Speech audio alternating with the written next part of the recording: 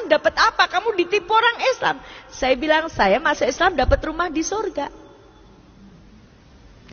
Jadi jangan sampai ya orang Islam dihina, kemudian ikut-ikut menghina Islam ya. Saya bilang saya dapat rumah di surga. Rumah di surga nggak bisa ambruk, nggak akan habis dimakan rayap.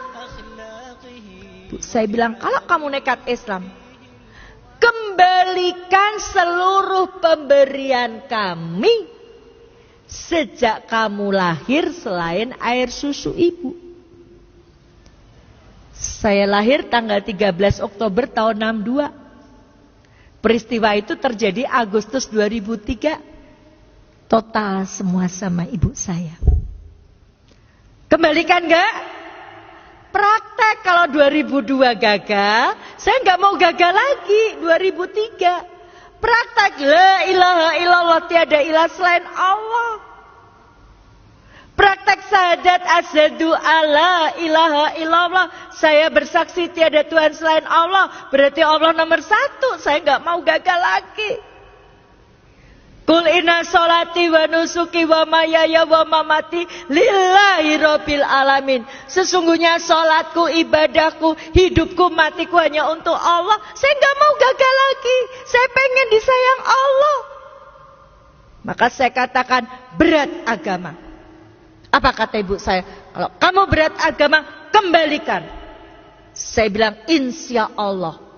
Saya diejek sama ibu saya. Ibu saya bilang, kamu dapat duit dari mana? Ibu saya tahu keadaan saya ketika itu saya sedang bangkrut. Uang saya cuma tinggal 10.000.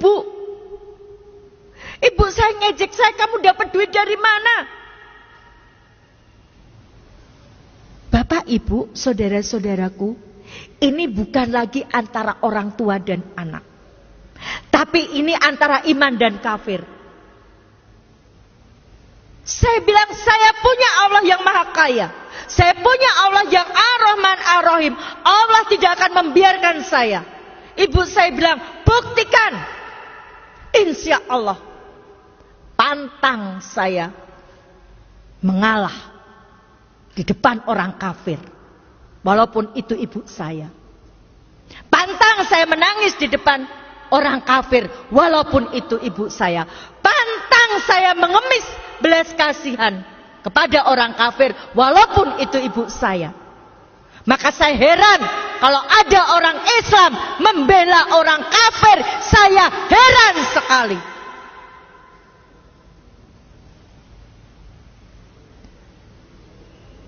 Apa enggak takut pengadilan Allah? Apalagi orang menghina Al-Quran dibela.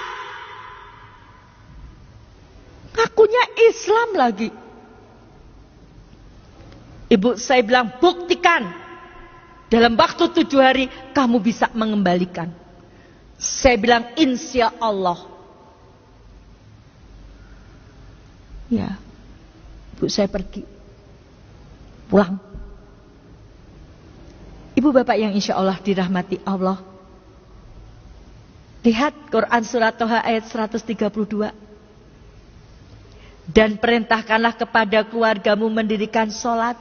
Dan bersabarlah kamu mengerjakannya. Kami tidak meminta rezeki kepadamu, kata Allah.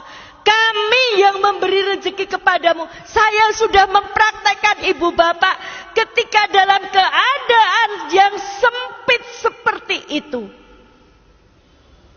Surhat dong Allah. Hati-hati ya ibu curhat. Jangan asal curhat di depan TV. Curhat dong, Ma. Suami saya sudah sebulan tidak menafkahi saya. Orang dari Sabang sampai Merauke tahu suami ibu itu tidak menafkahi.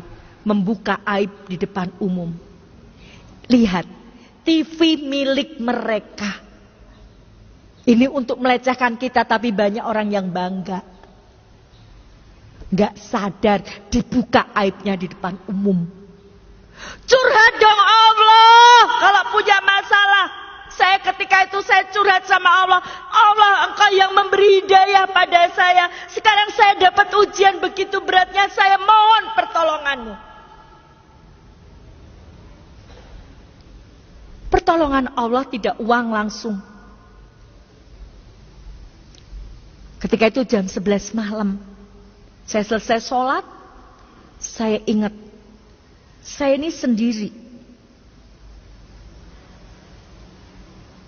Saya butuh kekuatan. Suami saya baru saja habis meninggal, seminggu suami saya meninggal. Orang tua saya seperti itu. Anak saya sudah meninggalkan saya juga. Anak saya sampai sekarang belum dapat hidayah. Saya sendiri. Saya butuh kekuatan. Saya butuh didoakan. Maka malam itu saya telepon seorang ustadz. Rezeki yang Allah berikan adalah ustadz tadi mengangkat telepon saya. Padahal ustadz yang saya telepon tadi, itu kalau sudah malam ditelepon gak mungkin diangkat. Saya telepon jam 11 lebih, diangkat. Itu rezekinya. Jadi rezeki itu tidak selalu uang. Ustadz, mohon maaf malam-malam saya telepon. Saya dapat ujian Ustadz. Apa Bu Dewi ujiannya? Seperti ini Ustadz. Saya mohon didoakan agar iman saya tidak goyah Ustadz. 2003 umur saya baru 4 tahun. Ustadz bilang istiqomah ya Bu Dewi. Jangan tinggalkan Islam. Insya Allah Ustadz. Saya sudah tidak bisa berpikir, ibu saya cuma ngasih waktu seminggu. Usaha saya bangkrut, rumah kreditan, saya nggak punya sertifikat. Posisi saya ketika itu posisi tidak enak. Di Kristen saya dikucilkan. Di Islam saya belum dipercaya. Bahkan yang sangat menyakitkan ketika itu, saya mencoba mencari pinjaman ke koperasi tempat saya bekerja. Teman saya yang Islam bilang begini, salah sendiri ngapain masuk Islam sekarang dapat kesulitan kan? Itu tantangan saya dari orang Islam sendiri. Sudah baik-baik di Kristen, kenapa masuk Islam? Itu susah sendiri kan? Stres nggak ibu? Nggak. Kenapa nggak stres? Inilah indahnya Islam. Orang Islam itu nggak akan stres kalau dia dekat sama Allah. Allahu Somad. Quran surat Al-Ikhlas ayat 2. Allah adalah Tuhan tempat bergantung segala sesuatu. Oke, ketika kita dapat masalah, ketika itu mungkin kita susah, tapi kita berpikir kita punya Allah yang maha segalanya.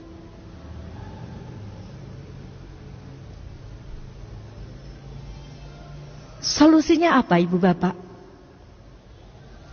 Senin malam saya telepon Ustadz, Selasa pagi sholat, berdoa, subuh, duhur, asar, maghrib, isya.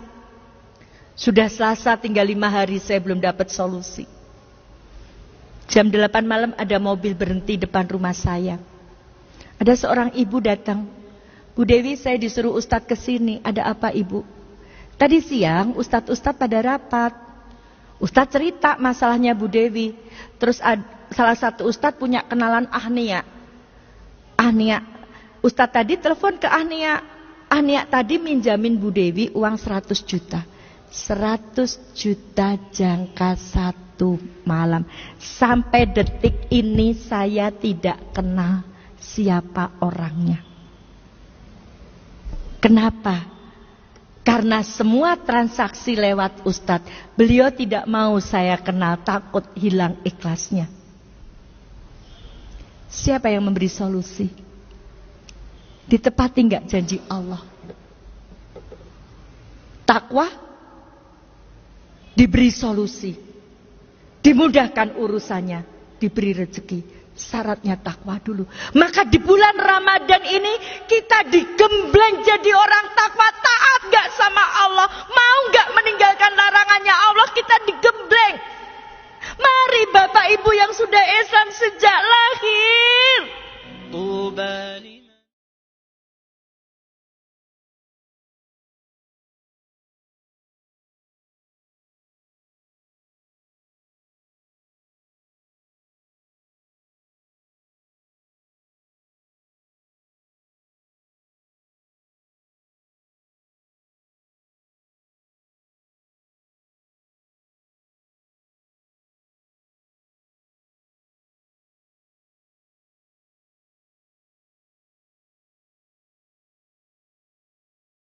Bapak yang insya Allah dirahmati Allah, saya sudah membuktikan ketika menomorsatukan Allah, Allah yang menolong. Harta saya sudah saya pertaruhkan untuk agama Islam.